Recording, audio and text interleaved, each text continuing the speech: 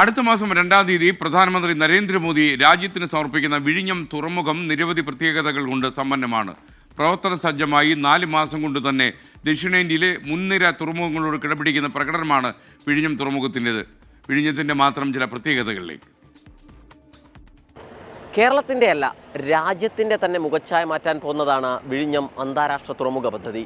ലോകത്തിലെ തന്നെ ഏറ്റവും വലിയ മാതൃയാനങ്ങൾക്ക് നങ്കൂരമിടാൻ കഴിയുന്ന രാജ്യത്തെ ഏക ട്രാൻസ്ഷിപ്മെൻറ്റ് തുറമുഖത്തിൻ്റെ വിശേഷങ്ങൾ പറഞ്ഞാൽ തീരില്ല.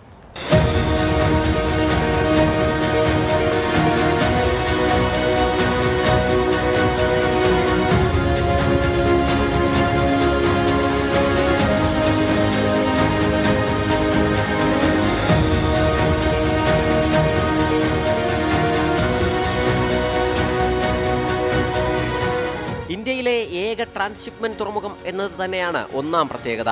വിഴിഞ്ഞം തുറമുഖത്തിൻ്റെ സ്ഥാനമാണ് ഏറ്റവും അനുകൂല ഘടകം. യൂറോപ്പിനെ പേർഷ്യൻ ഉൾക്കടലും ഫാർ ഈസ്റ്റുമായി ബന്ധിപ്പിക്കുന്ന സുപ്രധാന കപ്പൽശാലയിൽ നിന്ന് വെറും 11 നോട്ടിക്കൽ മൈൽ അകലെയാണ് തുറമുഖമുള്ളത്. ഇന്ത്യയിലെ മറ്റൊരു തുറമുഖത്തിനും ഈ അനുകൂല ഘടകമില്ല.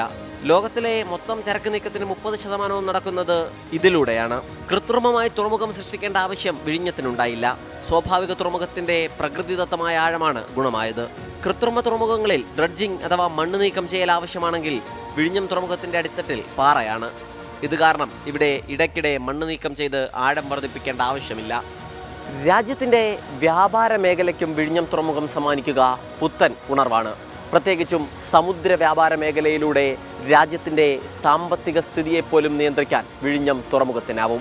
പ്രതിവർഷം 10 ലക്ഷം TEU കണ്ടെയ്നർ കൈകാര്യം ചെയ്യാൻ കഴിയുന്ന തുറമുഖമായി വിഴിഞ്ഞം മാറും.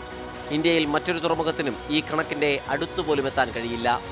വിഴിഞ്ഞം തുറമുഖത്തെ റെയിൽപാതയുമായി ബന്ധിപ്പിക്കുന്നതിന് വിഴിഞ്ഞത്ത് നിന്ന് ബാലരാമപുരം വരെ 11 കിലോമീറ്റർ പ്രകൃതി സൗഹൃദ തുരങ്ക റെയിൽവേ പാത നിർമ്മിക്കുന്നതിന് DPR സമർപ്പിക്കുകയും അതിന് കേന്ദ്ര സർക്കാരിൻ്റെ അംഗീകാരം ലഭിക്കുകയും ചെയ്തിട്ടുണ്ട്. ഇതും പിന്നീടുള്ള ചരക്ക് നീക്കത്തിൽ നിർണായകമാവും. പോർട്ടിനെ ദേശീയപാത 66മായി ബന്ധിപ്പിക്കാനുള്ള കണക്ടിവിറ്റി റോഡും ഗുണമാവും. 2960 മീറ്റർ നീളമുള്ള പുലിമുട്ട് തുറമുഖത്തിന്റെ മറ്റൊരു പ്രത്യേകത.